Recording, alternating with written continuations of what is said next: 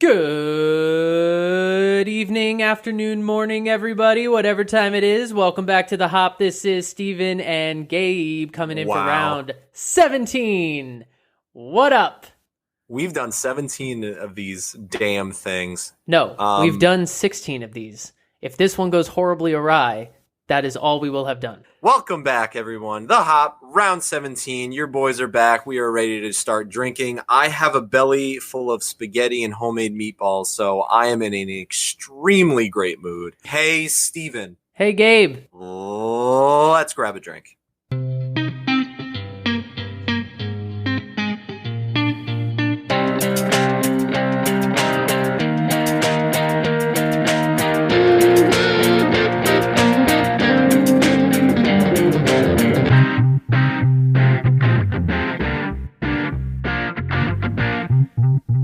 Oh my God, we have so much to do today. We have a lot to do today. We have a lot to cover. This is going to be. We have to move quick through a bunch of stuff, but we are not going to skimp out. That's because we slacked off last week and did nothing, so we have to catch the people up on what's going on. We didn't slack off. It was a chill episode. Don't degrade us, downgrade us. Quick quarantine check-in. How are you doing? How's it going? Have you gone delirious yet? I haven't shaved in a while, so my beard is starting to get itchy. And, yeah. And that's the end of that. And that's pretty much the end of that. My neighbor is I've mentioned him before. He's a home brewer. He's a big, former, he's a veteran. He's like a big burly guy, great beard from Virginia. He says that he has binge watched all of RuPaul's Drag Race. So that's where we are as a nation. Culture. It just took me. It wasn't. He didn't fit the profile. It just surprised me. Yeah. I mean, no judgment. He just dropped that knowledge quickly, and you were like, "What?" And he was already talking about. He's something like, else. "It's just easy. It's on in the back." He was like, "I watched one episode, and by like episode 3, I was like, yes, Queen." I was like, "Oh my God." Oh man, good for him. Hey, him and most of America would agree. So good for him. We all need something to keep us entertained, and that's a lot less work than binge watching Ozark or something like that. So I get it. That one you need to focus on. Yeah, that you do. Like The Office. You just throw it on in the background and The Office. Watch Jim and Pam fall in love, and you RuPaul's watch Michael do his dumb shit. RuPaul's Drag Race. Planet Earth 2. Let's get into the news before we drink. And first up, we're going to talk about some good that Anheuser-Busch is doing in response. We're going to talk about that good. We're going to talk about some good things Anheuser-Busch is doing. They're donating $1 million to the U.S. Bartender Emergency Assistance Program in response to the COVID-19 pandemic. They are also offering a 50% reimbursement for untapped and out-of-code beer through July 1st. What this means is if you own a bar that has Anheuser-Busch product that you were not able to move out of the kegs, that is no longer sellable, you can get a 50% reimbursement from ABI, which is great. That is awesome. The donation follows in the line with similar efforts made by Boston Beer Company, Molson Coors, Jameson, among others. Those that have the means to donate and help out with relief are doing so. ABI has also found a place for its on-premise employees to work elsewhere in the brewery if their job is no longer necessary at the moment, so that they don't have to furlough their employees, which is great to see. And other brewers have also announced reimbursement programs, including, again, Molson Coors and Constellation brands, but also craft brewers such as Boston Beer Company, New Belgium, Sierra Nevada, and more. So the efforts from ABI fall in line with what we're seeing from those breweries in the industry that have the means and the staying power to help out. Of course, they've sure got the capital. That's for damn sure. Yeah, a majority of breweries are hurting right now, and those that are able to withstand the blow are giving back in any way that they can. So thank you, ABI. That's not something I get to say often. Thank you, Anheuser-Busch, for your contribution to the beer world. Love you. Moving right along, Molson Coors Beverage Company is deepening its relationship with Quebec-based cannabis company Hexo Shout out to the Toronto Raptors. They're NBA champs. Anyway, they are announcing a new joint venture to produce, oh, that's not fun, non-alcoholic, whatever, CBD-infused beverages in Colorado. Basically, the majority owned by Molson Coors will operate as an independent company with its own board of directors, management, and resources. All the products are produced in Colorado, distributed exclusively for sale within the state. CBD definitely becoming more and more popular as time goes on.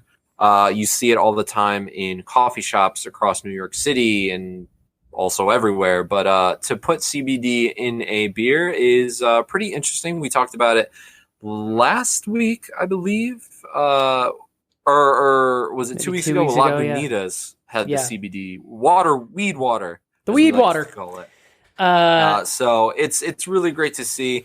They chose Colorado because of its established regularity framework for CBD and CBD products.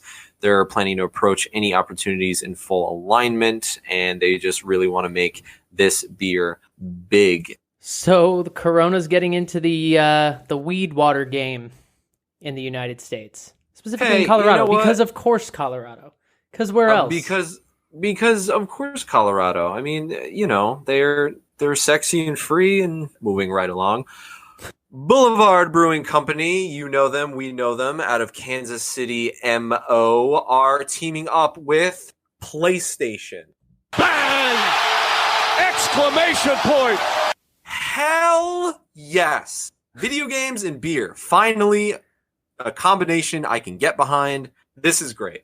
Boulevard Brewing, basically, they're announcing a partnership with PlayStation in response to a new game coming out, The Last of Us Part 2. Special edition beer will be the Boulevard Space Camper Cosmic IPA 6-packs, and you will get a chance to win a PS4 during said event. A PS4 Pro, if that's a different thing, I don't know. Even better. Clearly, I'm not up on basically, the game that's being made by Naughty Dog Company, they make a bunch of games.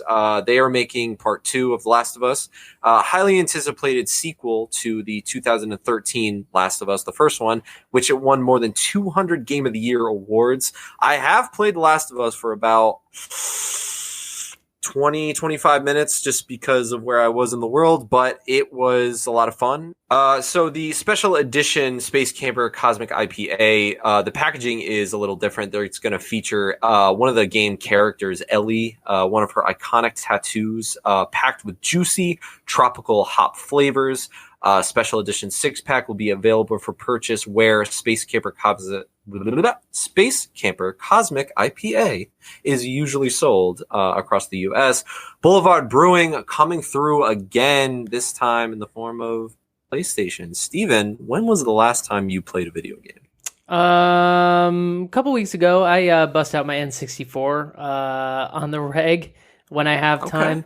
But we love this story because our listeners will remember Boulevard Brewing from round 7. And if you haven't listened to that, go back and do it. Learn a little bit about the brewery.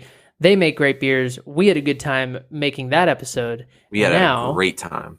They're in the news because they're promoting a video game, which is dope. They're pretty dope. And finally, for us in the news and notes, Cascade Brewing out of Portland has a new beer, and we do not usually feature beer releases on the show because they happen all the time, but just stay with me. They've released their Mayan Bourbonic 2017. It has in the past been available on draft, but it is available in 500 ml bottles starting April 16th, which already happened, so now, both at the Brew Pub and through their distribution network. Of course, if you're ordering at the Brew Pub, you probably have to take it to go at this point. So this is a variation of their Bourbonic Plague blend, and it is a sour imperial porter aged in bourbon and wine barrels with dates for up to 2 years, and then infused with Peruvian cocoa powder, Ceylon cinnamon, and cayenne pepper. Ouchie mama. Inspired by the traditional drink of the ancient Mayan civilization, Mayan Bourbonic delivers notes of bitter chocolate, bourbon, and cinnamon with a mild cayenne spice and delicate carbonation level, coming in at 11.7 Bang! Exclamation point! Now, as I You said, had me at Imperial Porter aged in bourbon, but 11.7, my goodness. we don't usually feature beer releases on the show, but holy shit. Yeah, this is Do you understand what it took me to just read that sentence? I was just about to say, try saying Bourbonic Plague Blend. Try saying 5 times Peruvian fast. cocoa powder, Ceylon cinnamon, and cayenne pepper. I've never even heard Try of cider. saying- I don't even know if I'm saying that right. Here's the terrible news. It's only available in Portland, Oregon, and I've never been to Oregon. But if we have any listeners in the Portland area or who are able to get their hands on Cascade Brewing, you're going to want to go find the Mayan Bourbonic, because that, at least if your beer tastes are anything like mine, you're going to want to go find You're the going to Mayan want to go find Bourbonic. it. You're going to want to go take a bath in it and then drink it and then let us know how it was. I don't even understand sour Imperial Porter. That doesn't make sense to me. Sour Imperial Porter. If you said to me, what is the range of beer styles, like from A to Z, from beginning to end? Like what would the spectrum be? I'd be like, well, on this side we have the sour, and over here we have the Imperial Porter, and everything in between. And now they're gonna make a baby, and it's gonna be a baby that incubated in a womb of bourbon barrels and wine barrels. We're really good at painting pictures here, and it's going to crawl out of the cocoon at a solid 2 years old, and it's going to flap be its wings. fucking breathe fire. delicious. So it's a dragon of sorts. Check it out. Gabe, I want to What? drink. Do you have a toast for us? I do have a toast for you. Well, I say you get right into it, because I am thirsty. This toast is inspired by Luke Combs. Long neck, ice cold beer never broke my heart. Like diamond rings and football teams have torn this boy apart. Like a neon dream, it just dawned on me that bars and this guitar and long neck, ice cold beer never broke my heart. Thank you, Luke Combs. Thank you, Luke Combs. One of his newer songs, and I have to be honest, it's a hardcore country song, but it's really good. Normally with country, it's like, yeah, I could take it or leave it, but this one I was like, wait a second, okay. That's got to be a toast. All right, now before we start drinking, we want to take a moment and thank our sponsor, FNX Fitness, for supplying us with all of our workout essentials we need to stay fit during this time of at-home workouts. FNX provides all sorts of great supplements, from post-workout protein powder to pre-workout formulas to help jumpstart your metabolism. They've got recovery formulas, including BCAAs, amino acids. They've got krill oil pills, which can help with faster recovery. Just because you're working out in your living room or going for runs around the neighborhood doesn't mean you can't capitalize on the awesome products and the gym gear that they have to help you feel good and look good while pushing yourself each and every single day. I went for a run recently near Randall's Island in New York City. With the help of the pre-workout, I was able to knock out a 2-mile run with absolute ease, something I haven't done in a very, very long time. FNX has definitely helped with my overall gym routine during these dark and gloomy times. And for every item purchased on the website, FNX will donate a gallon of water to a child in need, thanks to their partners through their live program. So let's all give back by shopping with FNX today. You can do that by heading over to fnxfit.com, getting 15% off of your purchase using our exclusive promo code. Just simply enter HOPOD15, that's HOPOD15 at checkout. Save 15%, get a great deal, and kick your fitness routine into high gear.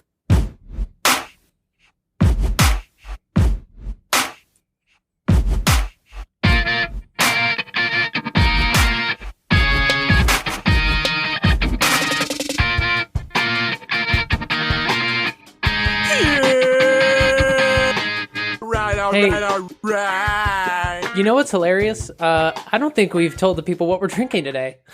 We don't need to. It's in the title, but we're drinking Flying Dog Brewing. Didn't mention that up top, normally do. Sorry about it. We were excited. We were excited about the news and notes. We were excited about the 1,000 things we need to cover. So yes, we are drinking Flying Dog, a very popular brewery. We have another one of those, like we've sampled a few of their selections. It's always been like for me, it's always been like, all right, I need some beer. You know what? I'll go with some Flying Dog. That's kind of Flying Dog is a great. They're all brewery. reliable. Yeah, when I see a Flying Dog option on tap in a restaurant or something like that, I'm like, you know what? I wasn't thinking of that today. That didn't cross my mind. It wasn't what I was looking for. But yes, and I think it's because they're out of Maryland, which is, I think Maryland is the state equivalent of that. Yeah, I wasn't thinking of you, but now that you mention it, yes, you are a state, Maryland. If that isn't... Does that hit home for anybody? The most romantic thing I've ever heard. I wasn't thinking about you, but now that you mention it, yeah, you do look good right now. Now I'm going to let Gabe drink first, despite that I don't want to because I'm thirsty. But Gabe, what you got over there? You act like I'm not thirsty. I've got the brand new Pool Hopping Deck beer, which is noted as a super crushable hazy summer ale, refreshing and tropical without so much of the sweetness. This beer is replacing the summer rental grapefruit Radler in the brewery's summer seasonal lineup. It's brand new. It is really cool, and it's also been noted as a combination of a New England IPA and a Brut IPA. So fascinating. So Brut IPA, I don't think I've ever even had a Brut IPA. Brut IPAs are typically have some like kind of I guess it could mean like sour, but I think of like a dry beer, like a beer that's like going to be dry, crisp, summery, what you'd want to like sit on the porch in the summer. Well, you kind of knocked it out right on the head because that's pretty much what it's all about. Summertime day drinking for kicking it on the back deck with nothing to do.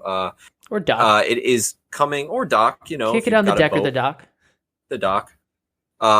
Coming in at a fun 5.4% ABV. IBUs, we're looking at 25. On the SRM scale, we're looking at a very, very light, very clear color. I would say this is like between like 1 and 4. Yeah, that's almost on this. That's almost like a 1 or a 2. It's literally almost like a 1. It looks like so light. Lemonade. It looks, and but just from where I'm sitting too, I'm looking at it, and like the carbonation in there, I can already tell it's like pretty well carbonated. Maybe it's bubbly, all right. Best, but yeah, this gonna feel like a Brut Prosecco or something, but we shall see. Beer Advocate, there was no rating for it because of just how new it is. I don't think they got around to it, but Untapped did. They gave it a 3.77. Lemon. Wow. I don't remember any other beer. I don't think I've ever had another beer when I get hit with lemon. Lemon up front, like bitter citrus? Yeah. Well, citrus 100%. It's made with Citra and Mosaic hops. It's made with Pilsner and wheat malts. It's been known to have big, juicy flavors, moderate body feel. But yeah, in the first snort, if you will, getting hit with that lemony. I don't know why I'm still talking about it. Medium mouthfeel. I would argue almost super carbonated. My tongue is like bubbling a little bit. This is easily what they said earlier, a crushable like summertime flavor, if you will. I mean, this is. It doesn't taste like it has any ABV. It's got the feel of a soda. Like I wouldn't like if I did a blind taste test. I don't know if I'd say this is beer. I'd say like, yeah, it's got like some sort of weird looking soda feel to it. I don't know if that's offensive to Flying Dog. What do you get on the taste? Do you taste hops? On the taste, I'm definitely tasting the Citra hops. I'm getting the juicy flavor.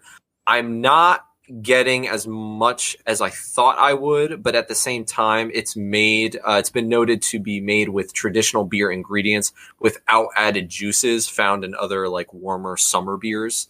So it was made pretty differently. But yeah, I'm not getting a lot of flavor profile. I mean, I am, but I'm not. I'm not drinking this going, okay, I taste this, I taste that. I just taste one, like, it's broad stroked, if that makes any sense. Like, I can't taste three different things. I taste one big citrus, carbonated, very light, very crushable drink that you can, like, I want to drink this while fishing.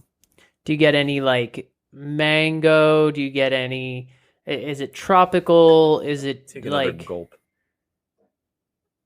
There's a hint of tropicalness, but like I said, I can't sit there and go, okay, there's mango, there's this, there's that.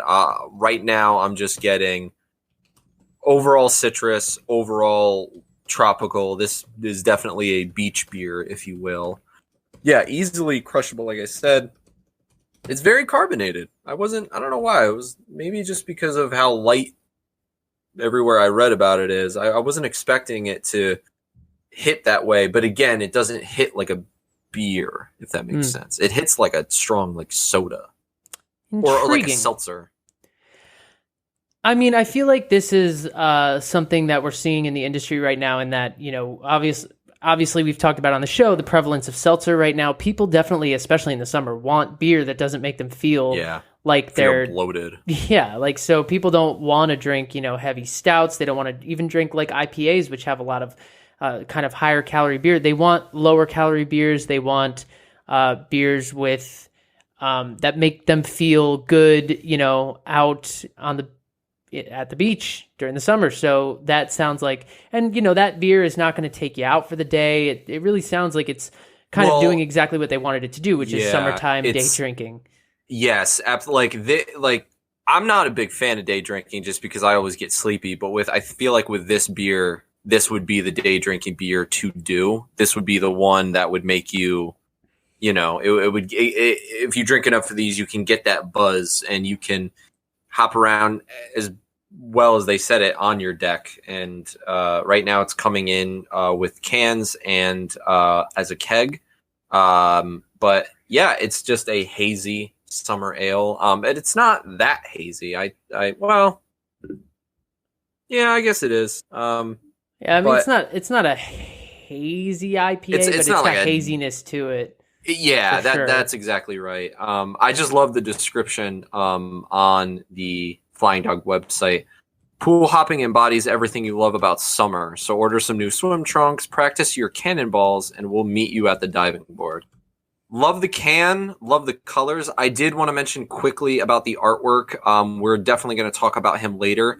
But the original art on the can features a new technique from world-renowned illustrator Ralph Steadman. He is the artist behind all of Flying Dog's major release label artwork. Like we said, we'll get into the history a little bit later.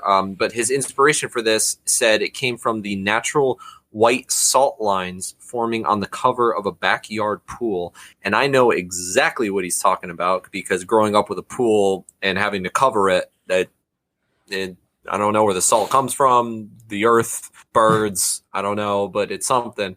But from that inspiration, Steadman drew a tropical bird quizzically looking up at a pair of human legs, thinking to himself, blimey, that's a big bed. And that's exactly what we got.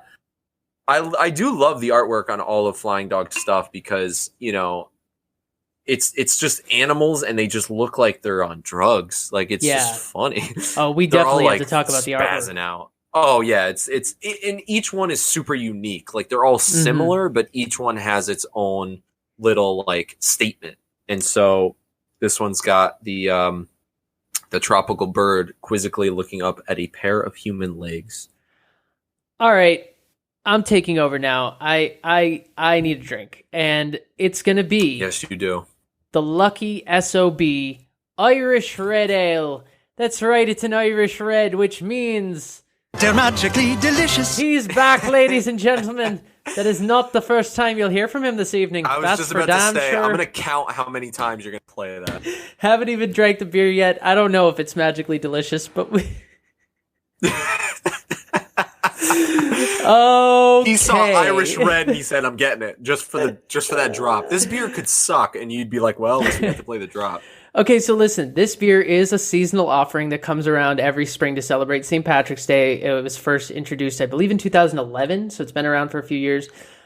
It was brewed, again, similar to what you're drinking. It was brewed as an easy drinking beer, but they did not want to sacrifice, a lot of easy drinking beers, I would say, maybe the one you're drinking right now, tend to sacrifice complexity and layers of flavor in order to achieve the easy drinking, crushable nature. They didn't want to do that, so they wanted to create a drinkable beer, crushable beer that also had a certain complexity to it. It is an ABV of 5.5%, 28 IBUs. It's got an 81 rating on Beer Advocate, 3.49 on Untappd. And on the SRM chart, we're looking at that pretty color that Gabe and I love so much, that like 26, 27, nice dark red That's copper sexy. thing. That'll get you out of bed in the morning. Or put you back into bed at night. This beer poured with a nice off-white head. It's got some lacing to it. It's got a stickiness to it in the glass. I poured it out of a can into a pint glass. It looks like an Irish Red. It looks like one. It smells like one. So it's got it's very malt forward. It's got Irish pale and caramel malts in there. And that gives it a sweet aroma. Definitely getting caramel off it. Definitely getting some burnt sugar. Some yeast for sure. Yeah, there's a sweetness to it. I mean, you get that like candy sugar kind of thing that I guess goes along with like caramel. A lot of the things you'd expect from like caramel malts, Irish pale malts. Is it very like caramel toffee forward? Yeah, on the nose, yeah, I definitely get that. Oh, cool. Okay, the taste is drier than I thought it would be, for sure. I was expecting something a little sweeter based on the nose, and it's dry. It's got a strong toffee flavor to it. Some spiciness, definitely not. There's some spice in there, some like pepper, some like. But the bitterness is in there. That's I think what makes it interesting is that it smells super sweet. And when you taste it, you get those sweet notes. You do get the toffee, like I said, some caramel, but the bitterness creeps in. And as you drink more of it, the bitterness, the galaxy hops that are in there start to kind of coat your mouth a little bit. So it's got a surprising bite to it that I was not expecting. Nice. That's good. Mouthfeel wise, it is definitely sort of a crisp beer, very drinkable, moderately carbonated, or a little bit under moderate, sort of gently carbonated. And then on the back end, you're left with like some slight lingering hops, but it's mostly bitter. One thing that's interesting about this beer is it is apparently, according to legend, brewed with real 4-leaf clovers that they pick out of their garden at their brewery. So maybe that's why it's got like a... I thought 4-leaf clovers were like in foreign lands, like New Zealand. Well, when you're brewing the Lucky S.O.B, you undoubtedly have the help of leprechauns. They're magically delicious. To help you pick out... I'm going to get at least one more. Did he pick them out? Did the face of the cereal pick out the 4-leaf clovers? How would you make this with what? I don't know what 4-leaf clovers have anything to do with. Apparently, they're like floating in the in the brew. I don't know what kind of flavor they're adding. I mean, like I'm certainly not getting. 4-leaf clovers are good luck if you find. There's like a get... slight grassiness to it, which I was thinking was. Here's my question: if they don't have any 4-leaf clovers, do they put in 3-leaf clovers, or are they like, no, we're just? They just like don't tell anybody. They're just like, just throw it in. Who cares? We're like, I want to go home. This is kind of like outside of a Guinness. This is like the kind of beer I would want on St. Patrick's Day. You know what I mean? It's because again, it is that kind of thing where you could drink it during the day and not feel like your day's ruined. That's what I'm always looking for on St. Patrick's Day. I don't know why. It's because St. Patrick's Day is like not a weekend, so I always want to drink at like 2 p.m. on a Tuesday, and hell yeah. Sometimes you need a beer like this. You can't be throwing. It's back. 5:00 nowhere. Time to drink. This is good. That color though, just seeing it. Oh man, that's like that. The color really is the choice. Best part. That's what we were talking about with Smittix when we drank that. Is like exactly. That color, that's one of the things I loved about it. It was just that color. I don't know. I just gravitate toward it. This beer is good. Would I say it's magically delicious? I don't know about magically. It's good, but you know what? I can play the drop again anyway. They're magically delicious. I know it may be bothering you if you're listening to this, but it's making me laugh, and that's all that matters right now. How funny would it be if you went to go play that drop and he was just like, "They're magically, fuck you."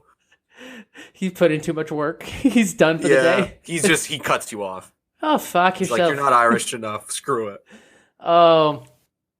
All right. So overall, in what setting would you drink that beer? Because mine is summertime on a deck or a dock, drinking fishing, or just having a picnic or a barbecue. Where is your setting? Just St. Patrick's Day, running around the city, getting drunk with your friends? Yeah, that's based on the name, but here I'm going to throw this at you. Kind of weird, kind of out of left field, but bear with me. Ball game. It's drinkable. You know, when you're at the game, like... Yeah. Okay, when you're at the game, you might just want to drink, like, shit beer because you're at the game and there's nostalgia to it. I get it. But you know, when you're at the ball game, it's like the middle of the day and you're like, it's too early to really drink. Well, usually if you're at a football game, you don't want like a double IPA. Yeah. At the bottom of the fourth inning. Like, come on. We got a lot of game left. Oh, he was at a Aaron Judge game. Is up to the I was plate. at a football game in my head. It's fine. Okay, it's the middle of the second quarter. I can match you on anything here. This is just a great drink it in the middle of the day beer. And I feel like those beers, like I was saying earlier, tend to be on the boring side. You're like, okay, I got to go with, a Pilsner. But if you find a good Pilsner or a good beer like this, a red ale like this, or, maybe the one you're drinking, I don't know how you feel about it. But if you find something good like that, that's got something interesting or some layer of complexity to it, but is also not too heavy, that's my ultimate goal in that situation. So this is a great easy drinker. Yeah, and I would definitely drink mine at a ball game as well. Football, baseball, basketball, bowling, if they allow drinks in there. I don't really know if they do. But yeah, bowling? Why not? Fuck yeah, you can drink while bowling. I would hope so. If I'm being honest, if I'm bowling, I want a heavy double IPA. I want my beer to be heavier than the ball. Solid. All right. Another beer? I mean, if we must. Okay. Now we're going to start drinking. Now we start the real thing. What are we consuming? We're moving on to the Raging Bitch Belgian IPA. Yes! It's a Belgian IPA clocking in at 8.3%. It's got 60 IBUs. Beer Advocate gave it an 87 consensus rating. Untapped, we're looking at 3.65. It is a staple of Flying Dog, one of their year-round offerings. Everybody knows about the Raging Bitch. It's a Belgian IPA. It's fermented with what they refer to as a volcano-like Belgian yeast strain called El Diablo. It earned the name from the what they refer to as an aggressively active nature of the yeast, calling it unleashed, untamed, unbridled, and in heat. Now, if that isn't a statement, I don't know what it is. I don't know how I feel about that, but that's what this is. I feel great about it. Are we about to be in heat drinking this beer? Because we might as well be, am I right? So, high five. Best we got. So I poured mine out of a bottle into a Tiku glass. On the SRM chart we're looking at, I would say like a 23. It's pretty... Yeah, it's very copper colored. It's pretty... Look, Very I mean, maybe clear, part of it is... very copper. Part of it is how chilled mine is, but like, look at the glass. Look at that. Look at that. This is just a bite of a beer, and for those of you who want to know if it goes great with food, let me read you something quick from the website. Enjoy its golden glow and white foaming head, alongside bold flavors like spicy barbecue wings, blue cheese salads, or that bag of family-sized Cool Ranch Doritos you're going to destroy later while binge-watching Netflix.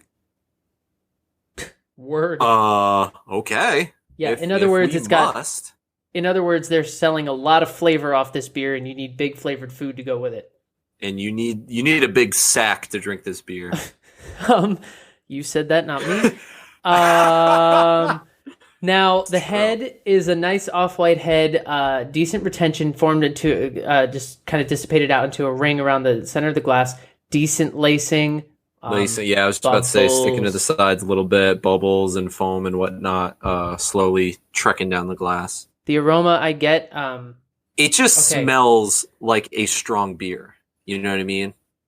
Yeah, like it just smells like, oh boy. The Belgian yeast shows up first and foremost. Like it's kind of like it does smell like definitely that banana, clove, coriander, the things you expect off a Belgian style beer.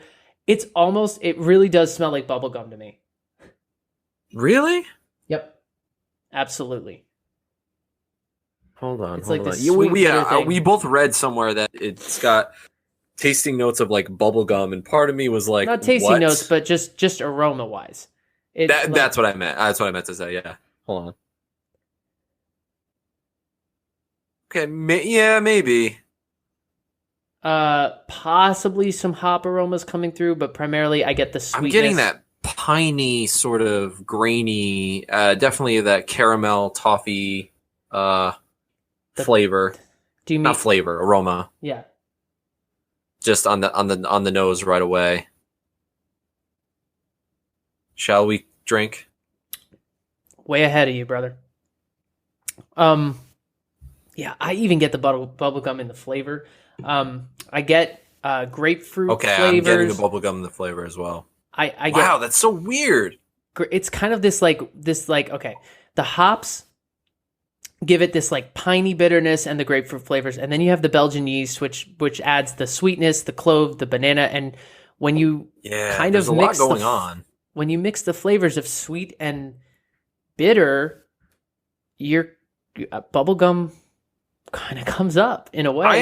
I am kind of tasting it now that you mention it. Like, look at this does not taste like an IPA. If you're thinking IPA, no, and you pick this up because it says Belgian IPA, that's not what you're going to get. The Belgian IPA style is, IPA is sort of an American staple at this point. But Belgian brewers certainly brew IPAs now, and American brewers like Flying Dog take their IPA, a traditional IPA type recipe, and then use Belgian yeast. So the malts that they chose to use in this beer, it would be caramel malts. The hop profile. And I love the hop choice.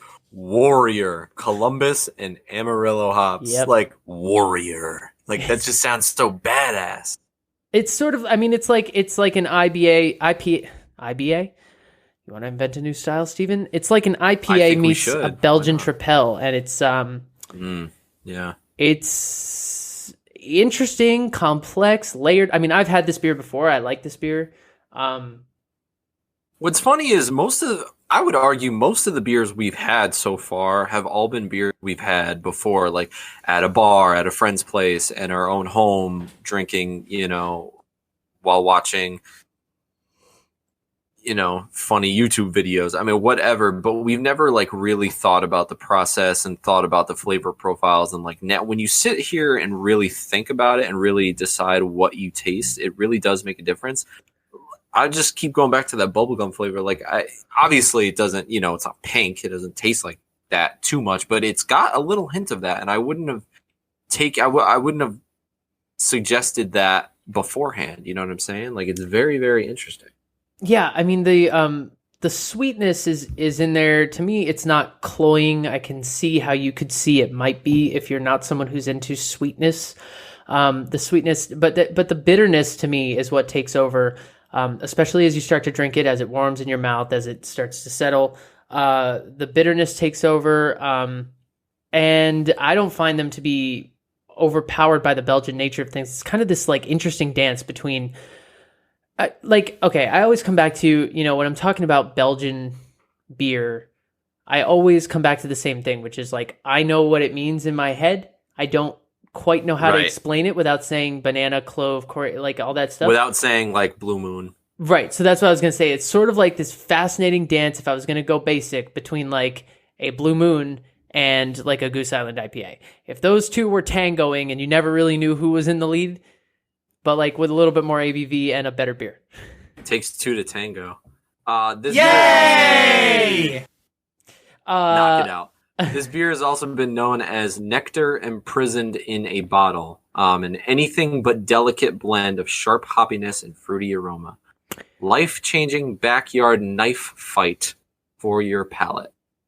My God, if that isn't, but it's so true. I mean, this is gonna make your tongue sizzle a little bit in all the best ways. I mean, this is gonna make you want to tango. I already want to, and I'm alone. On their website, they wrote, "Once you've had raging bitch, everything else pales in comparison," which I believe is true of beer and relationships. Yeah, I mean, once you've had that raging bitch, you've got at least have a story. This beer and my ex-girlfriend. It's like, it's gonna make a memory whether you're gonna like it or not. So. Flying Dog is a brewery. Okay, we don't have a whole lot of time to go into this, but it's just a fascinating story, and you Flying guys Dog need is cool. They have good know. beers. Move on. They were founded in 1990. They are the largest craft brewery in Maryland. They are one of the top 50 largest craft breweries in the United States. As of a few years ago, they were like the top 25. They originally opened as a brew pub in Aspen, Colorado. They were in Colorado for a long time. They quickly outgrew their capacity and moved to a 30-barrel facility in Denver. They were expanding, opening more locations in Colorado when they purchased Frederick Brewing Company, which is in Maryland. That was in 2006. They were brewing in both locations for a little while, but by 2007, they decided to shutter the Colorado operation and move entirely to Maryland, where they are today. And we have to talk about... Yeah, we have to talk about the inception. To talk about this story. So, Flying Dog was basically born in a Pakistan hotel room after a group of amateur mountain hikers took on one of the world's deadliest mountains, K2. It was there when George Stranahan, he's got a PhD in physics, founder of the Aspen Center of Physics, professional photographer, writer, blah, blah, blah, blah, blah, led the expedition and then later opened a brew pub with Richard McIntyre in Woody Creek, Colorado. But while they were in good old Pakistan, Stephen, do you want to talk about how the name Flying Dog came to be? Because yes, I do. How can we not? First of all, I'm going to call it Pakistan. I don't know why you're calling it Pakistan, but did I say Pakistan? I find it humorous. My bad. I've been drinking. Okay, they were climbing this mountain, and as the story goes, they had with them a suitcase of I just want you to listen to this story, and you put up shit. You put up a hand when you think I'm making it up, because it's crazy. Yeah. Okay. They had with them a suitcase of contraband, a donkey, and a Sherpa. About halfway through the trip, the contraband was depleted. I guess that means they were out of weed. And their Sherpa had suffered a broken leg. Eventually, the entire crew made it back unharmed. After the trek, the group settled into a hotel in Pakistan to have a drink. Hanging on the wall of the hotel was a painting of a flying dog made by a local Pakistani woman, Fatima Jinnah. The painting depicts... Say it right. Fatima Jinnah. The painting depicts a classical Chinese... No, not Fatima. That's rude. The painting depicts a classical Chinese fawn pug with wings soaring across the verdant foothills of the Himalayas. Her mythical incarnation of the pug, a recognizable symbol of the Chinese aristocracy and the Song dynasty amongst the people of the Tibetan Plateau, is thought to evoke nostalgia for the prosperity and trade that flourished in Central Asia in the centuries prior to the Opium Wars and semi-colonialism of China in the mid-20th century. George and his crew were inspired by this and the idea of the flying dog, which eventually took root in the company that we're drinking about today. And now we're drinking the Raging Bitch. So it's just such an insane I have story. A question. I have a question. Yes. Why would you smoke a bunch of weed while you're climbing a mountain? Well, in fairness, it just is a suitcase of contraband. That could mean anything. But I don't know what they ran out of. That could probably mean harder drugs.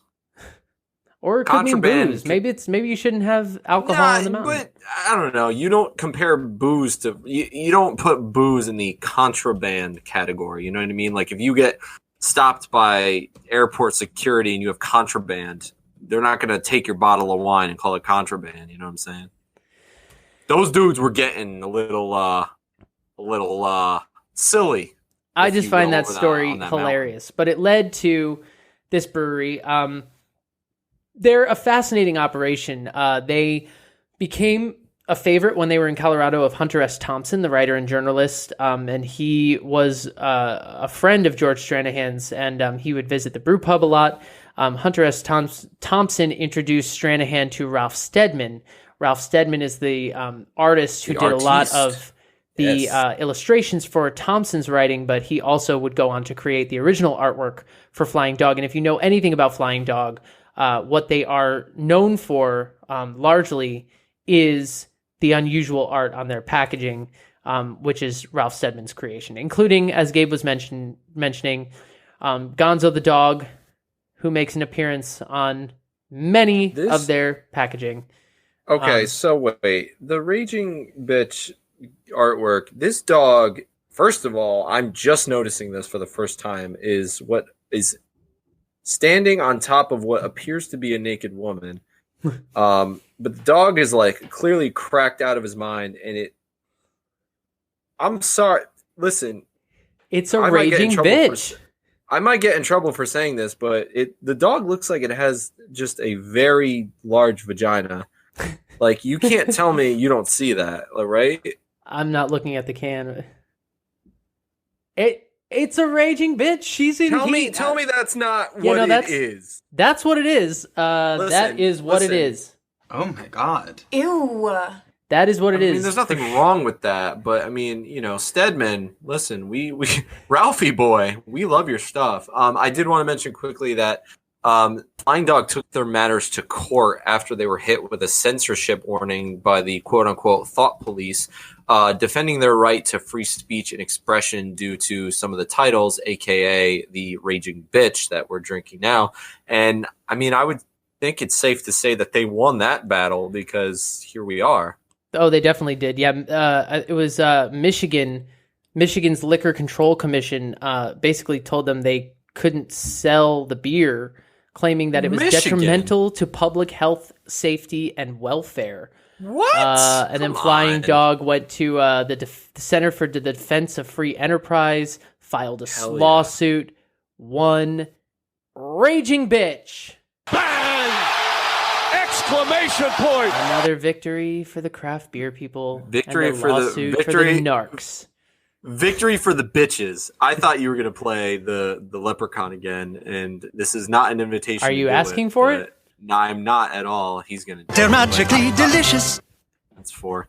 I thought you were going to do it in that moment, and I was going to get really upset, but then I heard Mike Breen's soothing voice. If you are annoyed, feel free to write a review on Apple Podcasts or submit your feedback, and I will take it into consideration in my operation of the soundboard. Can we mention the two beers that are featured in their exclusive section as being on tap that you can't get anywhere else except at the brewery itself? Because absolutely can. There's one called the 7-Pot Pepper Pale Ale. It is a heavy pepper infused pale ale coming in at 7%. And I just want to say it again because it makes me feel good. 7-Pot Pepper Pale Ale. Like, that's just my immediate reaction. Okay. And then they have a Goza, which is called the Everything Bagel Goza for 5.1%. What? Well, I love Everything Bagels. Like, what's good right now? And the only description on the website, just nobody. Us. Let's make an Everything Bagel beer! In all caps. Yeah, exactly. That's the new meme of the century. But they do have amazing, awesome beers. Yeah, they do. They've got their classic, year-round, seasonal, all that fun stuff. The limited... Okay. All right. Okay. The limited releases section. Irish coffee stout, cookies and cream milk stout, their brunch pack. They've got a barley wine. They've got a gonzo, which is aged in whiskey barrels. They've got a gonzo, which is aged in rum barrels. They've got a breakfast stout. They've got an ain't nothing but a G thing. They have beers we need to try. And that is all I'm going to say about that. Yeah, they are a company that is committed to embracing the weird, and I think that that's reflected in their beers, the name of their beers, the styles of the beers, their website, the artwork, and pretty much everything about them. And I think they're a cool ass company. So check them out. Check them out, all you Maryland folk. Get over there if you're in Maryland for some curbside pickup, or look for their beers wherever you buy beer, because clearly they distribute across the country. Support local beers, you bastards. Gabe, we gotta go. Do you have anything to say? Yes, I do. We love to end the episode on a fun topic, something that caught our eye, and what better than good old grandma looking out for some beers. I've been drinking, I apologize. I don't know what state it's in, so bear with me, but a 93-year-old went viral recently by posting her granddaughter, son, one of them, posted a photo of her in the window with a sign that says, "I need more beer," holding a Coors Light. And here's where things just get so much better as the world works together. Thanks to Coors Light, the woman's name is Olive Vernerosi, now has 150 ice-cold Coors Light beers, and she doesn't have to pass them around to anybody. She went viral by posting the photo, and then the photo was shared more than 5 million times. And so when Coors Light saw how much of a fan she was and saw that, hey, she needed beer, they knew right away they were going to help her out. They jumped at the chance. They sent her, they sent her so much beer. She is swimming in beer. And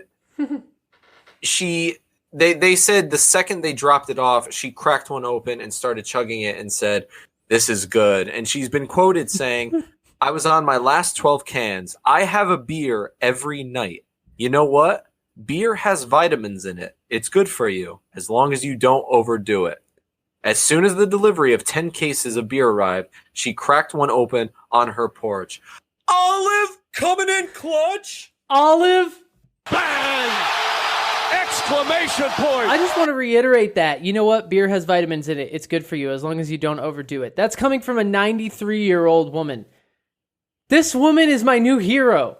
This woman looks adorable. She's This smiling woman, in the window. You need to fire your yoga instructors. Stop doing whatever you're doing to stay healthy, except drink a beer. Except for supporting clinically FNX proven. Fitness. This woman's 93 and she looks like she could do a handstand. Except for supporting FNX Fitness. Keep that up. HOPod15 at checkout. Get 15%. But other than that, fire everyone else. Drink the Coors Light and then go on FNX Fitness, get your fitness routine stuff, and then you can lose the weight and then gain it back and lose it, and it's a battle and it's all good. This woman is amazing, and also I want to know what I have to do to get.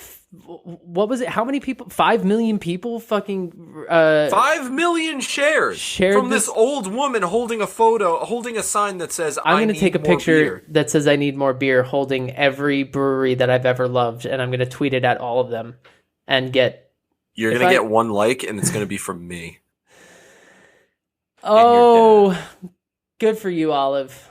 Good for you, Olive. We're happy you're okay. life. We hope you're safe, healthy, and happy with your just shitload of beer. Good for you.